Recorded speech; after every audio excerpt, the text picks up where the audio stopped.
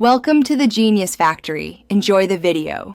You begin by confirming the essentials: Android version, model, and a recent backup. This prevents surprises. Once done, enable developer options and USB debugging so you can change input settings and inspect touch behavior. Make sure battery is above 20% and close background apps to reduce interference. Now open settings and locate display, then touch sensitivity or similar. This starts the direct diagnosis. You take action immediately to gather data.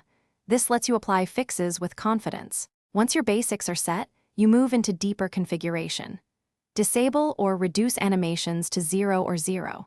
5 to lower UI lag, because rendering delays often look like touch lag.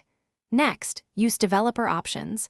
Enable pointer location and show taps to visualize latency while you tap. This tells you if the issue is hardware or software. Then update system firmware, clear the cache partition, and boot into safe mode to isolate third-party app effects. These steps reveal the root cause. To finish, apply the corrective actions indicated by testing. Recalibrate touch using built-in or service menu tools when possible, because calibration can correct drift.